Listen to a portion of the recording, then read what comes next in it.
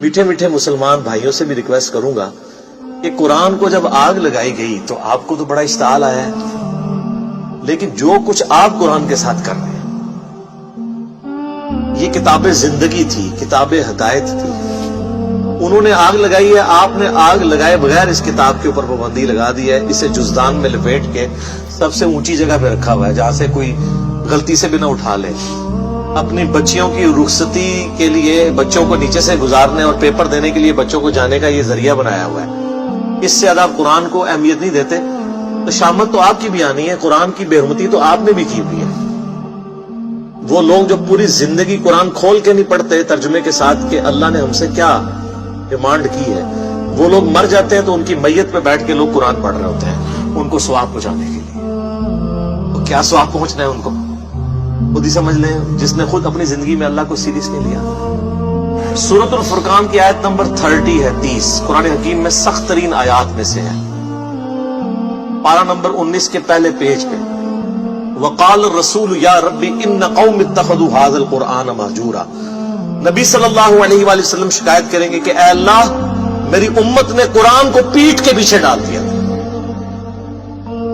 ہمیں تو بتایا گیا نبی الاسلام شفاعت کریں گے، انشاءاللہ ضرور کریں گے، لیکن شکایت بھی تو لگائیں گے، اور جب شکایت لگے گی پھر شفاعت کی انٹینسٹی کیا رہ جائے گی، اس کو بھی سوچنے کی ضرورت ہے۔ نبی الاسلام پوری زندگی قرآن قرآن قرآن قرآن۔ سورہ ال عمران کی آیت نمبر 103 ہے، وَاعْتَصِمُوا بِحَبْلِ اللَّهِ جَمِيعًا وَلَا تَفَرَّقُوا۔ اللہ کی رسی یعنی قرآن، وہ غدیر خم کی حدیث ہے، صحیح مسلم میں انٹرنیشنل نمبر کے مطابق 6225 سے 6228 تک۔ اللہ کی رسی اس کتاب کو کہا گیا، مضبوطی سے پکڑ لو اور فرقہ واریت میں مت پڑو۔ مطلب یہ ہے کہ بائنڈنگ فورس امت کے لیے، فرقہ واریت سے نجات کے لیے قرآن ہے۔ تبھی کہا گیا نا کہ اللہ کی رسی کو پکڑو، بائنڈنگ فورس ہوگی تو پھر آپ علیحدہ نہیں ہوں گے نا۔ اور اس کو وائس ورثہ بھی کر لے کہ جو اللہ کی کتاب کو چھوڑے گا وہ لازمی فرقہ واریت میں پڑ جائے گا، اینڈ وائس ورثہ۔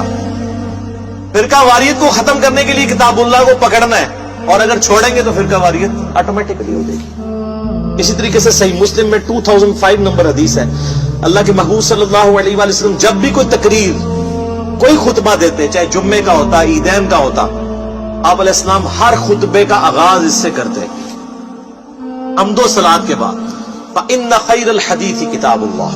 آگاہ ہو جاؤ کہ بہترین کلام، بے شک سب سے بہترین کلام اللہ کی کتاب ہے، وَخَيْرُ الْهَدِي هَدِيُّ مُحَمَّدٍ صلی اللہ علیہ وسلم، اور ہدایت یافتہ راستہ محمد صلی اللہ علیہ وآلہ وسلم کا ہے، وَشَرُّ الْأُمُورِ مُحْدَثَاتُهَا، اور بدترین کام وہ ہیں جو دین میں خود سے داخل کر دیے جائیں، وَكُلَّ مُحْدَثَةٍ بِدْعَةٍ، اور تمام نئے کام بدعتیں ہیں، وَكُلَّ بِدْعَةٍ ضَلَالَةٍ، اور تمام بدعتیں گمراہیاں ہیں، وَكُلَّ ضَلَالَةٍ فِي النَّارِ، اور تمام گمراہیاں دوزخ میں لے جانے والی ہیں۔ صحیح مسلم میں بھی، سنن نسائی میں بھی، ابو داؤد ترمذی ابن ماجہ میں بھی سکیٹرڈ فارم میں یہ سارے خطبے موجود ہیں۔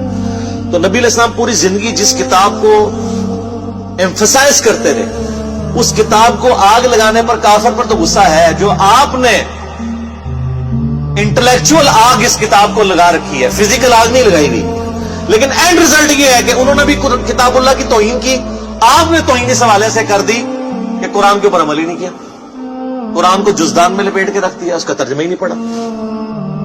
یار کوئی گورا بھی آپ کو خط لکھے نا تو آپ 4 دوستوں کے پاس جائیں گے اس کا ترجمہ کروانے کے لیے، اور جو اللہ نے آپ کی کتاب زندگی آپ کی طرف بھیجی، آپ کے پاس یہ ٹائم بھی نہیں کہ اس کے ترجمے ہوئے میں۔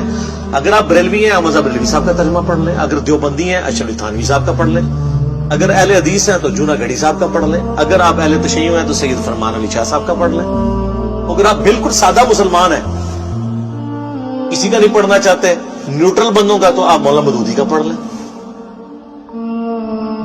اور اسی طریقے سے فتح محمد جلندری کا پڑھ لیں، پڑھو صحیح، روند نہ مارو۔ تو قرآن کو انہوں نے آگ لگائی بھی ہے، اور آپ نے آگ لگائے بغیر قرآن بین کیا ہوا ہے، اور اس سے بڑھ کر یہ کہ انڈیا پاکستان بنگلہ دیش کا مولوی کہتا ہے قرآن ڈائریکٹ نہ پڑھنا گمراہ ہو جاؤ گے۔ یہ جو یہودی نما مولوی آپ کے ممبر پہ چڑھا ہوا ہے، اگر آپ کو کوئی یہودی عیسائی آگے کہ قرآن نہیں ڈائریکٹ پڑھنا آپ گمراہ ہو جاؤ گے، آپ کہیں گے اللہ کا دشمن ہے، اور اگر مولوی کہتا ہے تو آپ کہتے ہیں سبحان اللہ، بالکل صحیح کہہ رہے ہیں مفتی صاحب۔ تو اس کی پھکی میرے پاس ہے، اس سے کہ ہم ڈائریکٹ قرآن پڑھتے بھی نہیں ہیں، ہم تو آپ بریلوی صاحب سے پڑھ رہے ہیں، کیونکہ ترجمہ انہوں نے کیا ہوا ہے. آپ بتائیں آپ کو قرآن زیادہ آتا ہے یا آپ مذہب بریلوی صاحب کو؟ تو کون سا بریلویوں کا مفتی ہے جو کہے گا مجھے زیادہ آتا ہے؟ تو وہ تو انہوں نے اردو میں کیا، اور اردو میری مدر ٹنگ ہے. جس طرح صحابہ کرام کی مدر ٹنگ تھی عربی، ان کو کسی سے ترجمہ نہیں کرانا پڑتا تھا. زیادہ تر صحابہ بالکل امی تھے، ان پڑھ تھے، لیکن ان کی زبان تھی، ان کو سمجھ آتی تھی.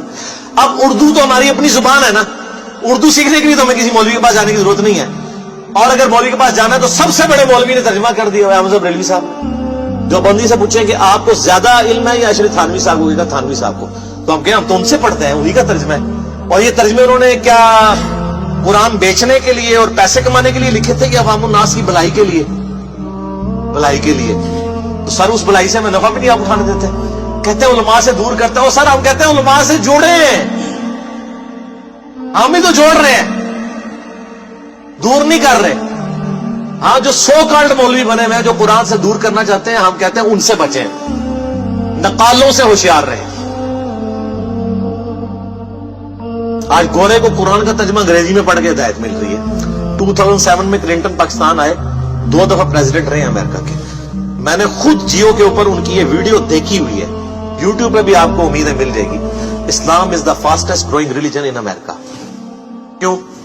وہاں کس حافظہ اللہ، کس رحمہ اللہ، کس آیات اللہ، کس دامت برکاتم عالیہ، کس مدہ ذلہ کی دعوت پہنچی ہوئی ہے.